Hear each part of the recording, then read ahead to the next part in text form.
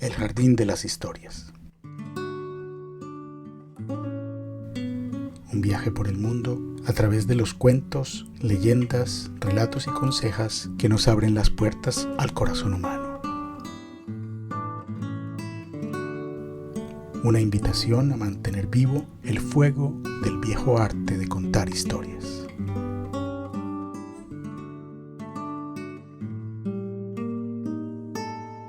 La casa sin ventanas.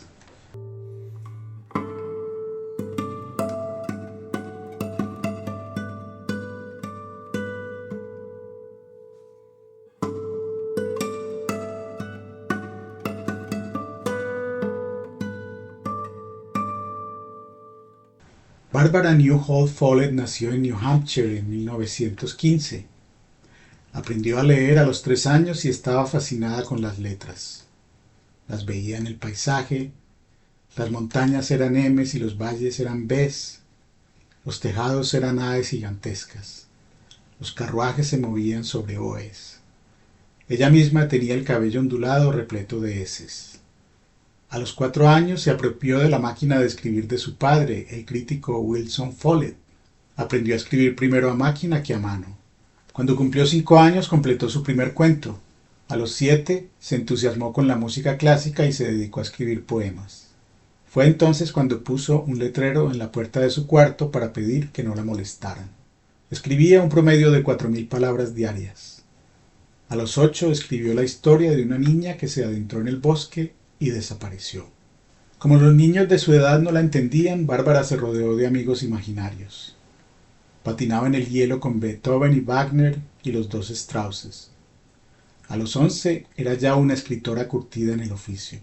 Se había sobrepuesto al dolor de perder un manuscrito en un incendio y después de trabajar en sucesivos borradores consiguió terminar una novela de 150 páginas.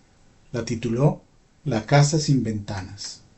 Era la historia de una niña llamada Ypirse, quien huyó de la soledad de la ciudad para hacerse amiga de los animales del bosque.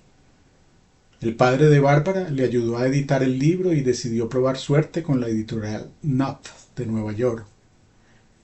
Cuando llegó la respuesta positiva, la joven autora acababa de cumplir los 12 años. Su foto apareció en el New York Times al lado de una reseña entusiasta. El crítico de Saturday Review of Literature consideró que el libro era casi insoportablemente hermoso.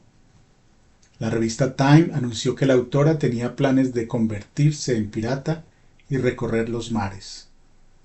Solo una crítica del New York Herald Tribune se atrevió a decir que aquel comienzo tan precoz podía ser negativo. No tengo sino elogios para la novela, escribió Anne Carroll Moore, pero el hecho de que haya sido publicada me parece que es jugar con fuego. Bárbara le rogó a su padre que le consiguiera un puesto con tareas a bordo en un barco que zarpó hacia Nueva Escocia. A partir de esa experiencia escribió otra novela, El viaje del Normandie. Cuando su nuevo libro llegó a las librerías, la niña prodigio acababa de cumplir 14 años. Pocos meses después, el divorcio de sus padres dejaría su vida a la deriva. Bárbara nunca terminó el bachillerato. Se radicó con su madre en Los Ángeles, pero aquella ciudad le parecía detestable. A los 15 años se escapó de casa y se escondió en un hotel en San Francisco. Cuando la policía la encontró, sus malos pasos fueron noticia nacional. Con la llegada de la crisis económica, Bárbara decidió resignarse a trabajar como secretaria.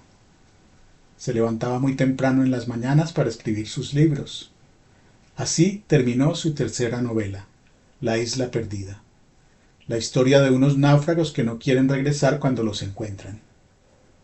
Pero la falta de apoyo de su padre hizo imposible que siguiera escribiendo. Bárbara volvió a escaparse de la casa de su madre, esta vez con un chico llamado Nickerson Rogers. Se casaron, viajaron a la costa este, consiguieron trabajos ocasionales y al final se instalaron en Massachusetts. En 1939, Bárbara se enteró de que su esposo tenía una amante y decidió abandonarlo. Nick tardó 2 semanas en notificar a la policía. Dijo que estaba esperando a que su esposa cambiara de opinión y regresara. El boletín que anunció la desaparición de Bárbara daba su apellido de casada y la prensa no se enteró. Ninguna de las mujeres abandonadas en la morgue era ella. Sus padres pasaron años tratando de encontrarla.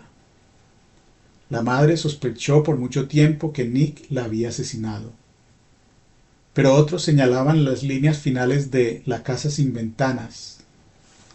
Sería invisible para siempre, para todos los mortales, y opinaban que Bárbara había desaparecido de manera voluntaria. Lo cierto es que nunca se volvió a tener noticias suyas. Su cuerpo jamás fue encontrado. Tenía 23 años cuando se disolvió sin dejar rastro.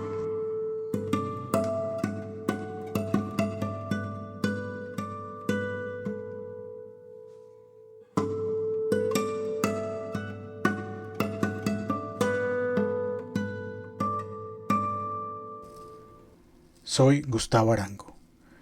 El Jardín de las Historias es una producción de Ediciones El Pozo.